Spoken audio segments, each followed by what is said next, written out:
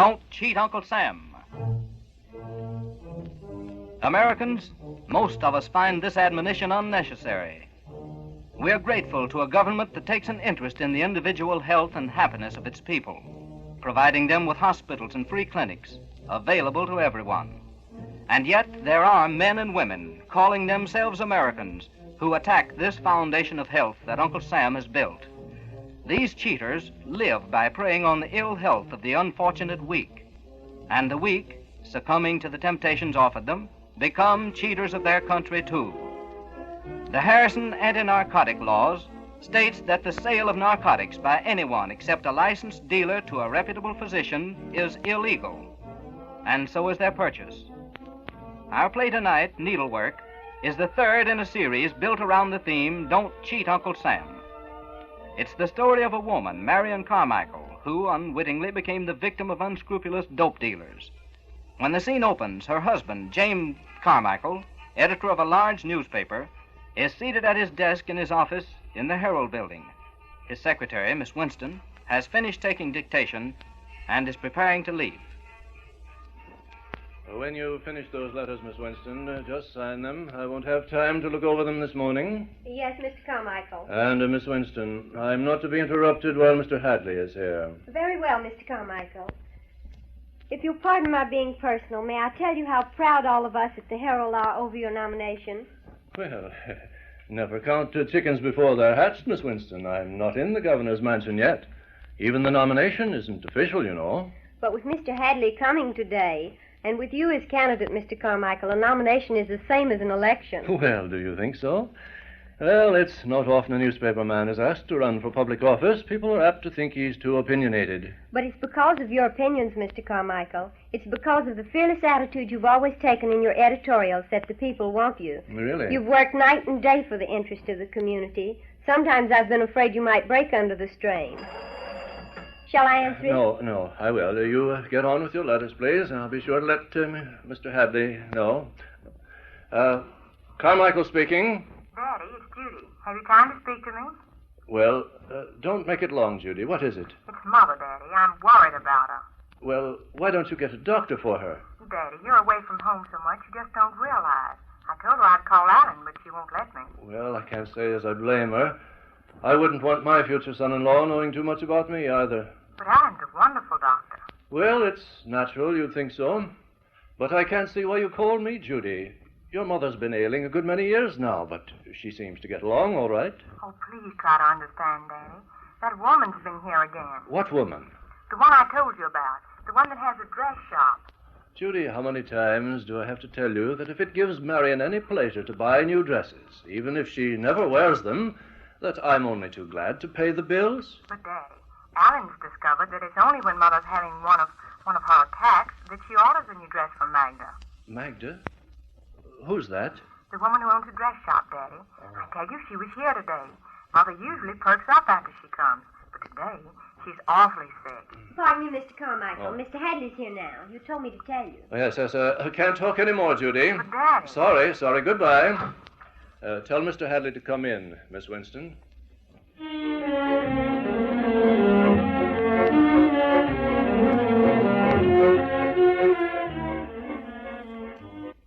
But I don't understand, Hadley. You say for personal reasons. You mean there's something about me, personally, that makes the committee hesitate to nominate me? This is a difficult position you're putting me in, Carmichael. When I say personal, I don't mean... I know. It's the newspaper. Yes, I've always realized that my position here might prejudice my choice. Now, but naturally, I'd immediately sell my interest in the Herald. It isn't a newspaper, Carmichael. When we first considered you, that question did arise, of course. No, the public is favorably impressed by your editorial. Well, what's wrong then? Jim, the committee has been approached by a group who opposes your nomination. Ordinarily, they're the sort we'd fight. But they've gone so far as to tell us that if you are nominated, they will expose something very unpleasant about your family. My family? Why, there's nothing anyone could say against my family. Why, my son Paul's a scholarship student at Harvard. Write the authorities there for his record. We have, Jim. It's all that you say. And Judy, my daughter, Judy's one of the finest girls that ever lived. She's engaged to young Alan Carter. He's resident physician at St. Luke's. Oh, there's nothing wrong with Carter, is there? Fine young fellow. Brilliant career ahead of him. Well, then, what are you driving at? I've never met your wife, Jim. I've never met Mrs. Carmichael. Well, Marion's a semi-invalid. Yes, has been so for years. Say, you're not accusing Marion of anything, I hope? I told you I'd never met your wife, Jim. I see. Yes. Well, of course, Marion can't assume full duties as hostess in the governor's mansion, but my daughter will take on that responsibility whenever necessary. My wife's ill health hasn't kept me from being a good newspaper man, and I can't see why it would keep me from being a good governor. Jim, did you ever hear your wife mention a woman? A woman named Magda? Magda, let me see, where did I hear that name? Magda. That group I told you about. That group who opposes your nomination. Told us to look into this woman's intimacy with your wife. But we can't seem to get anything on her. The woman runs a dress shop. Oh. And as far as we can see... Oh, dress shop. Magda. Yes, I remember now. It was Judy. I see through the whole thing.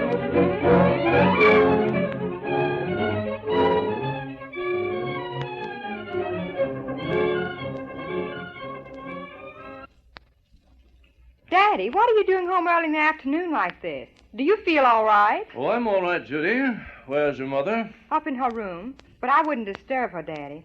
She's been awfully upset. Come into my study with me, Judy. Close the door, please. Yes, Daddy. Now, what is it, Daddy? Are you going to be governor? Judy, tell me all you know about this woman, this Oh. Magda person. Oh, is that what you came home for? I'm glad you did, Daddy. I've been awfully worried. You see, she was here today. She had a dress box on her arm, and she walked right past me and went up to Mother's room. What for? Oh, Mother always has her come up to try on the clothes. Daddy, today it sounded as if they were arguing, and Mother was crying. After Magda had gone, taking the box with her, Mother locked the door into our room. She wouldn't let me in, but I could hear her moaning. That's why I called you. I see.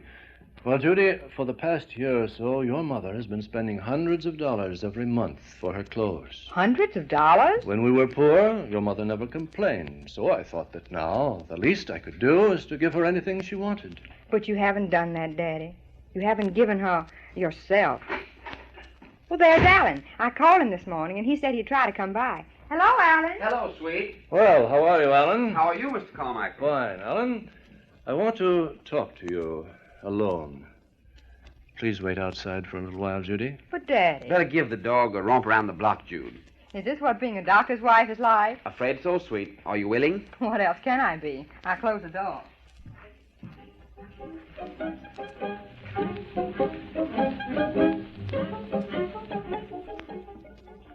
But what proof have you that your diagnosis is correct, Alan? Do you realize that's a pretty drastic surmise you're making? I do, sir. And of course I have no actual proof. But I have observed, as any doctor would, the abnormal brightness of the eyes and the dilation of the pupils. And also the emotional excitement that is apparent in Mrs. Carmichael's conversation. Well, Marion always had a lot of pep. I remember when she used to do dramatics at the little theater. But that isn't what you'd call pep, Mr. Carmichael. I know that Mrs. Carmichael makes a supreme effort to appear natural when you come home. Well, I didn't realize that. Of course not. Mr. Carmichael, don't you think it's about time that you began to take an interest in the welfare of your family? Well, you're brutally frank, my boy, to say the least. I have to be. This is a very serious situation you have to face, Mr. Carmichael. I'm beginning to see that. What am I supposed to do? Two things, Mr. Carmichael. Work with me to get Mrs. Carmichael well, and work with every means available to find out who is responsible for the illegal sale of narcotics in this community. But I thought we already knew. I thought that this woman, this... Surmise Magda- again, Mr. Carmichael. The law requires proof.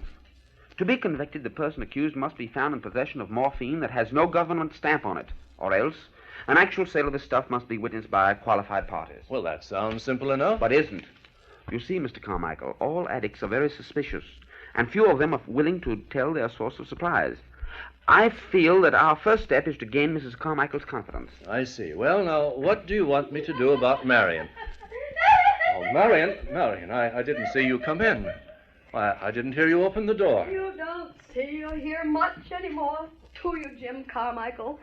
But your own face and your own Oh, voice. Marion, you're ill. You look so disheveled with your hair hanging down. Let me take you upstairs to bed. I won't go to bed. You'll talk about me. You talk about me behind my back. That's what you were doing. Talking about me, weren't you? Here, Mrs. Carmichael, sit down, won't you? Who are you? I'm Alan Carter. Oh, you're that doctor. Go away. But I'm almost your son, too, Mrs. Carmichael. Paul's my son. He's gone away. You're not my son. But I want to be, Mrs. Carmichael. I want to help you. Help me. Help me. She wouldn't give it to me today. She's a mean woman. She said... Are you talking about Magda, Marion? Magda's a mean woman. I hate her. She said she'd get you, Jim. She said she'd... Wouldn't she give you any medicine today, Mrs. Carmichael? No. And my head hurts. My head hurts. Oh, what are you doing, Alan? What are you getting out of the bag? My syringe. Oh, no. It should be boiled again, but I'll use this alcohol instead. No. I won't allow you to do that. But Mrs. Carmichael's in torture, sir. Every nerve in her body is screaming for this. The doctors agree that the sudden and absolute stopping of narcotics is too much of a shock. Instead, we taper off the doses, decrease them gradually. The patient is kept under constant surveillance. That's the beginning of the cure. Now, Mrs. Carmichael, will you please pull up your sleeve? Let me swab this place with cotton. I don't want to pull up my sleeve. I don't want Jim to see. Come now, I'll help you. Oh, look at her arm. Why, there's not a place on it that hasn't been stuck. Now, Mrs. Carmichael, just relax. Marion and I have had separate rooms for a good many years. I see why she wanted it that way now. Jim hates me. Oh, no. He hates me. No, I think it's myself I hate, Marion. There, Mrs. Carmichael. That was easy, wasn't it? No bruises. Sometimes you bruise yourself, don't Yes. When I have to hurry. When I'm not expecting Jim and he comes home. Oh, God. Why, what are you doing to Mother, Alan? you? I'm beginning to get her well. Judy, tell her you love her. Mother, dear, of course I love you. And so does Daddy. Don't you, Daddy? Of course, Marion. Oh, you're a nice young man, too, Alan Carter. Thank you. How's your head feeling? Much better. You helped me. And I'm going to keep right on helping you. All of us are. But you'll have to help us too, Mrs. Carmichael. Help you? Me? Oh, but how? By telling us everything. Yes, Marion. Tell us about this woman, Magda. No, I won't. She said she'd get Jim if I told. You've already threatened her with telling? Yes, this morning, when she wouldn't give me Why any. wouldn't she give it to you, Mrs. Carmichael? Because I wouldn't promise to keep Jim from being governor. What? What's that? Please try not to excite her. We've got to play this thing carefully. You want to get well, don't you, Mrs. Carmichael? Oh, yes. That's why I first started. Why I... Tell us about it.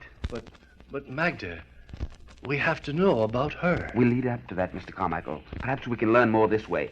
Now tell us, Mrs. Carmichael, how did this first happen? When did you first... About 5 years ago, I had such terrible headaches.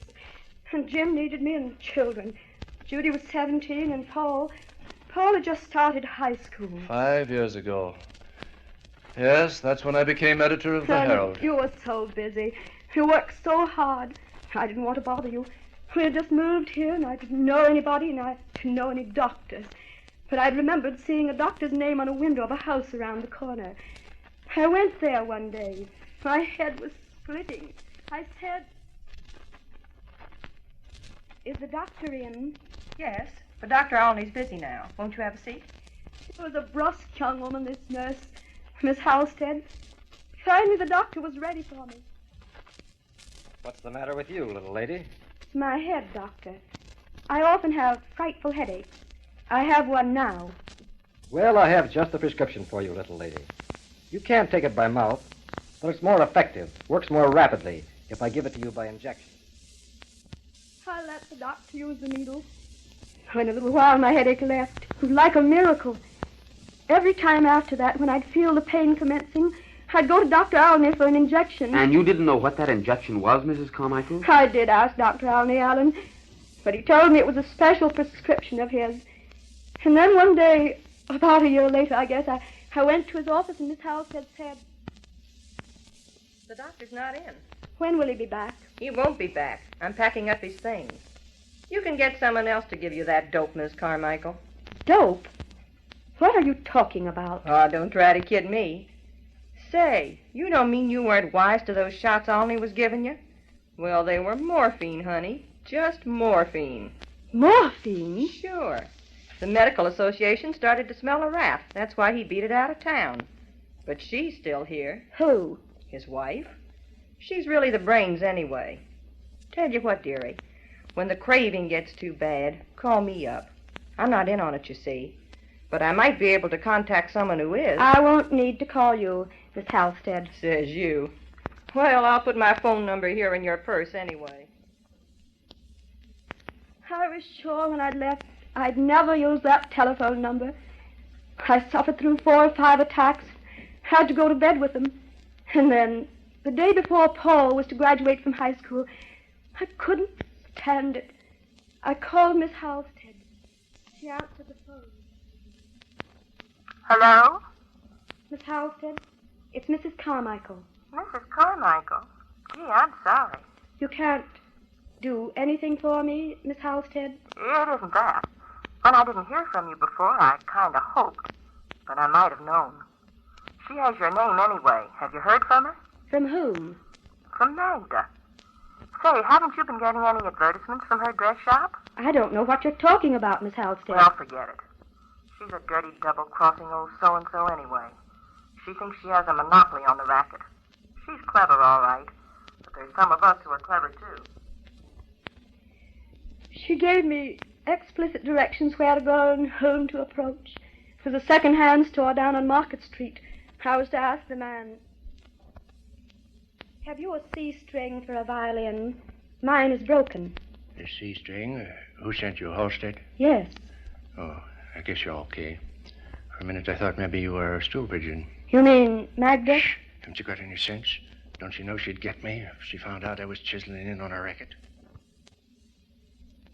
She did get him. At least, I went there one day and the shop was closed. Someone on the street told me he'd been shot, killed. I couldn't get hold of Miss Halstead after that. The telephone number she'd given me had been disconnected.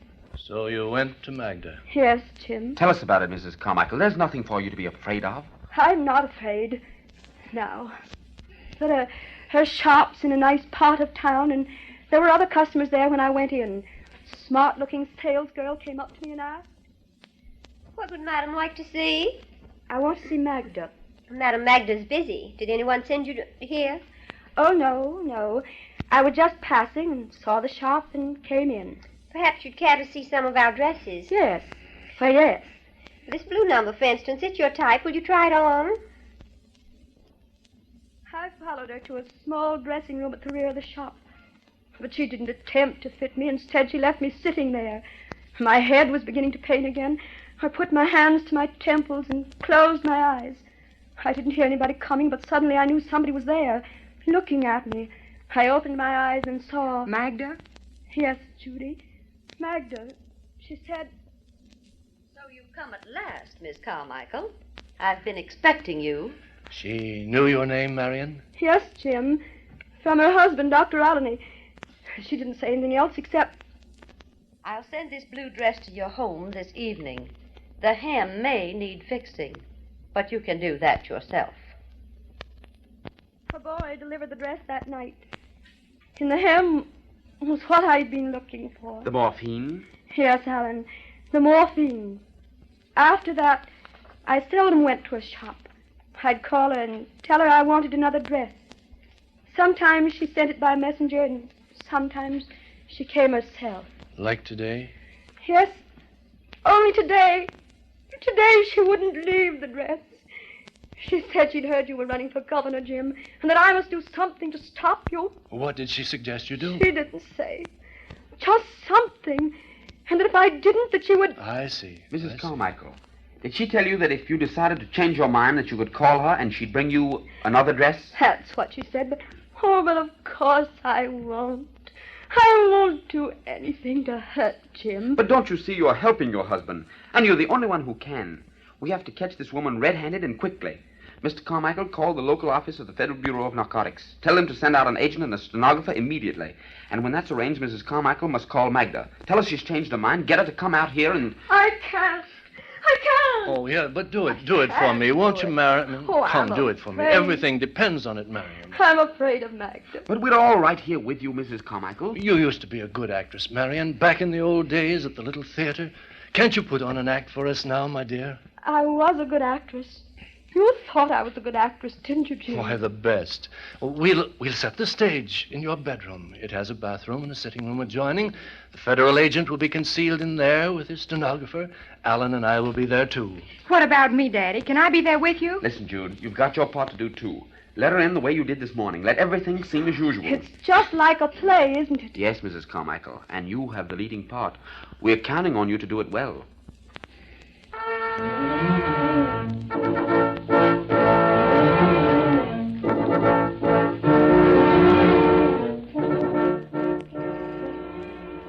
Everything's all set now. Mr. Abbott, can you and your stenographer hear me in there when I speak in a low voice? Perfectly.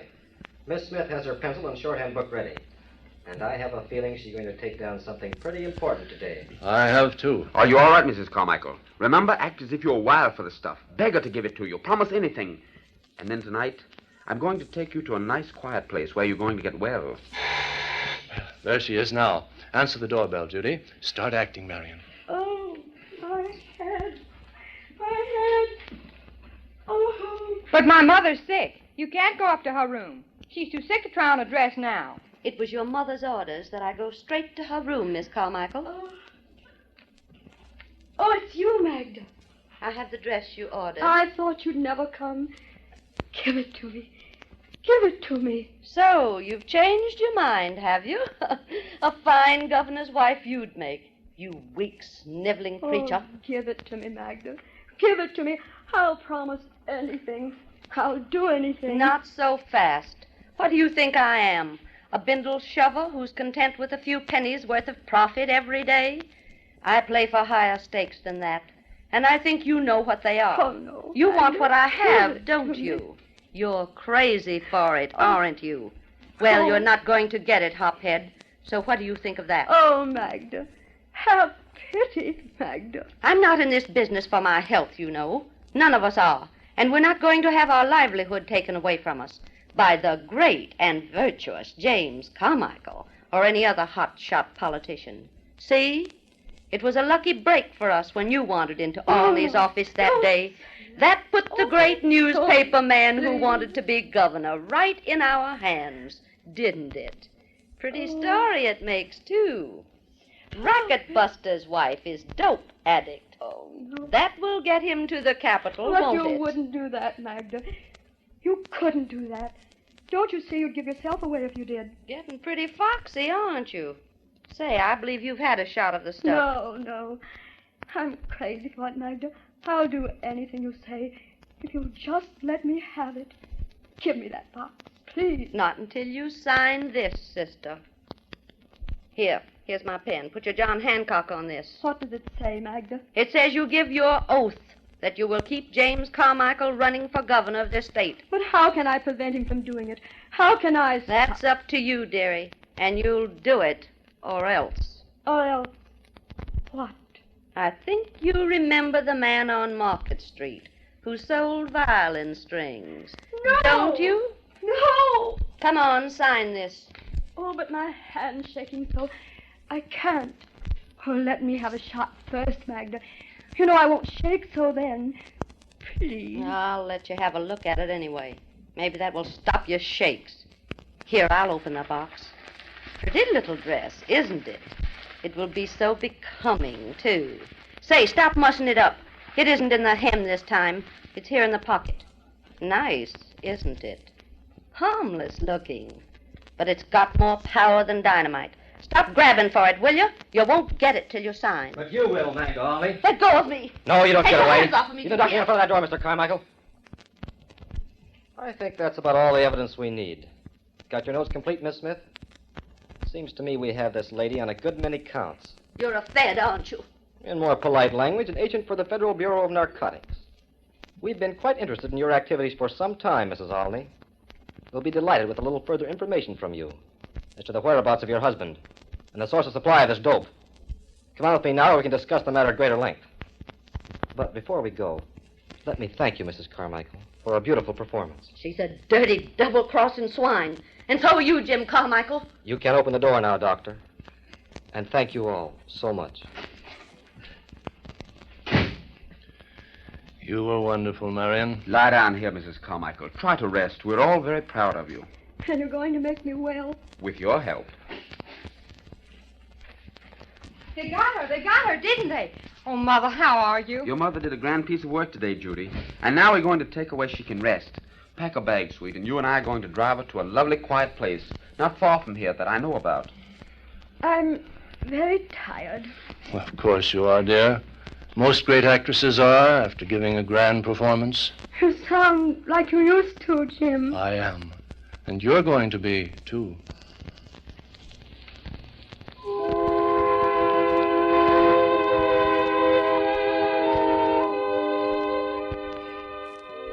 Goodbye, Marion. Goodbye. I'll be out to see you soon. Goodbye, everyone. Goodbye. Goodbye. Goodbye.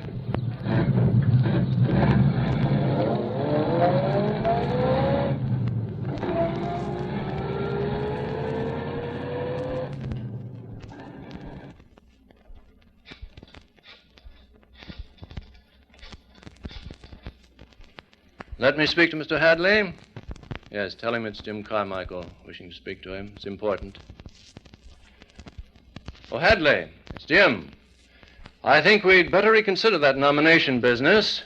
Yes, I don't believe you're going to have any active opposition to my choice now. Yes, and there's plenty of work I can do for the state. And Hadley, Mrs. Carmichael will be able to help me, too. She already has.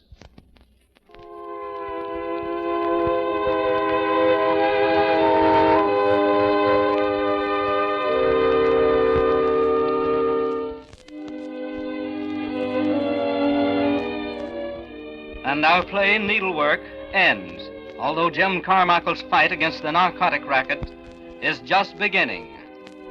In conclusion, let me quote from a recently published statement of Harry J. Anslinger, Commissioner of the Federal Bureau of Narcotics. Quote, "Unscrupulous men and women seek constantly to entangle more and more of our people in the deadly net of addiction. The forces of the Treasury Department, of which the Bureau of Narcotics, with its 300 men as a branch, work unceasingly against this invasion, which seeks to make wreckage of human hopes, happiness, and existence itself. May we have the assistance of every good citizen in attempting to eradicate this evil." Unquote. Signed, H.J. Anslinger, Commissioner of Narcotics. Americans, let us be good citizens. Next Sunday at 5:30 in the afternoon will be heard Carnage, the next play in this series of dramas dealing with federal law invasion and bringing you the admonition, don't cheat Uncle Sam. Needlework was especially written for radio by Ellen Lee Brashear. The cast included Marjorie Lyons, Jane Boetticher, Joanna Lee, Grace Smith, Edwin McClure, Richard Broach, Torge Grimstad, Edward Murphy. Your announcer, Fred Scott. This is KTBS, a Shreveport Times station, Shreveport, Louisiana.